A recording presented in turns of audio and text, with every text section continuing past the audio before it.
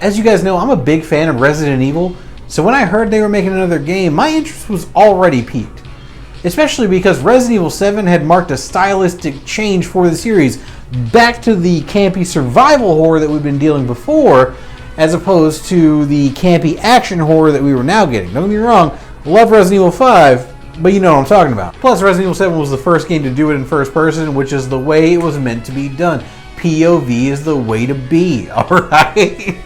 Don't look at my Pornhub history. And then Capcom was like, hey, by the way, guys, Ethan Winters is back. We're going to keep the same gameplay. We're going to somehow incorporate the essence of Resident Evil 4, whatever that means.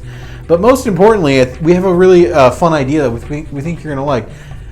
We're going to put in like a giant hot mommy dom. Does that work for you guys? Is that everybody cool with that? It's perfect. I must have it. And if that's not enough, we did also give her 3 hot goth stepdaughters who really have a thing for lace. Oh my god, my penis is having a heart attack. Yeah, Capcom, that definitely works for me. All right, so guys, come along with me as I try to keep my eyes on the prize as we review Resident Evil 8 Village. Oh my god, that is not the prize I was talking about, you fucking pervert. What is wrong with you? God, you don't deserve a channel. From the moment Resident Evil 8 starts, it's trying to leave you slack-jawed at every turn.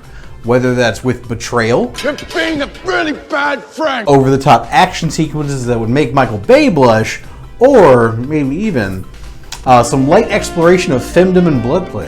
Sexy, sexy. This better not awaken anything in me.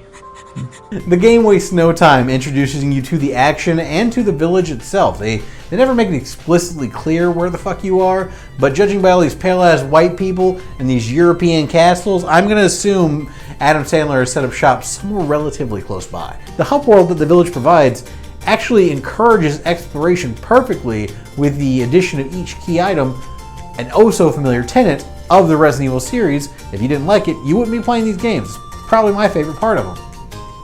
That, plus the multiple sub-bosses that you have the opportunity to fight, give you every incentive you need to fully explore this village and learn all about the abject horror that its inhabitants had to endure.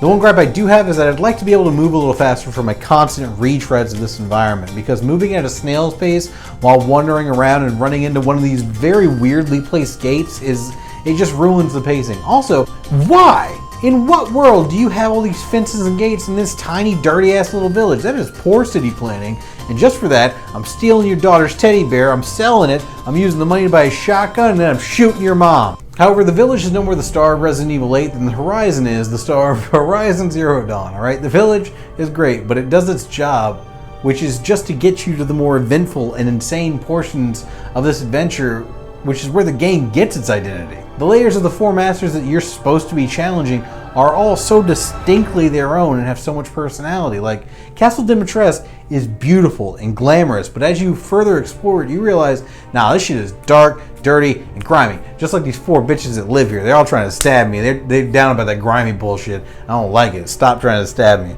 It gives you the perfect opportunity to learn how to efficiently dismantle your opponents while also avoiding an unbeatable enemy that you want no part of.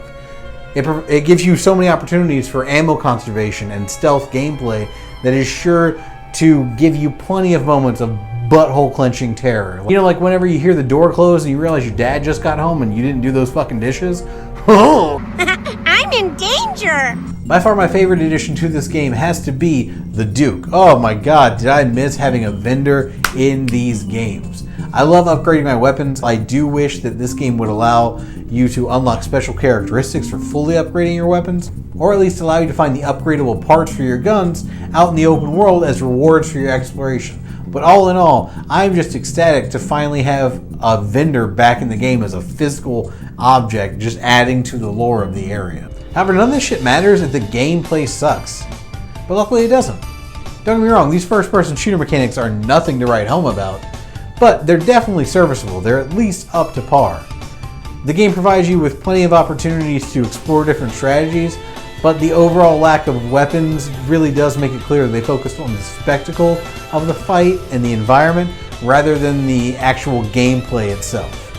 The crafting system from the last game makes a return, but it has been expanded. It's very Last of Us in nature, as the same items are used to craft multiple things, so you have to make legitimate choices for what you're making, whether that be bullets, bombs, or blunts to get you through the hard times. I've got a date with Mary Jane! On the harder difficulties, I could see these choices having real consequences, therefore giving players a new opportunity to take the tension and the fear that they're feeling to new heights, which I'm sure some sadistic motherfuckers want to do. With serviceable gameplay, a campy plot that is so simplistically enticing, and an insane cast of entertaining characters, Resident Evil 8 Village is more than worth the price of admission and will meet all your hot goth mommy needs, no matter how you like them. Imagine waking up and the first thing you see is a face like this one, or that one, this one, or that one. Now, does this game do anything in particular that is amazing or out of this world? No. Does it deliver on its central premise? Fuck yes, it does. Ethan Winters and company are going to give you an absolute blast of a game for 10 solid hours, which honestly, it's more fun than games boasting 4 to 5 times the content, which means I have to give this game a 4 out of 5. All right, it doesn't have any correlation. It's just a 4 out of 5. Guys, that's the video. Thank you so much for joining me on my first review. It's the 1-year channel anniversary coming up real soon. And also, your boy finally hit over 100 subscribers, so thank you all for being here with me. I really appreciate it. Like, share, subscribe, follow on the socials, but you know what I love the most. Them comments and your sweet baby angel butts, nice and safe. So I see you back here next time, all right? Be safe, I love you. Mwah.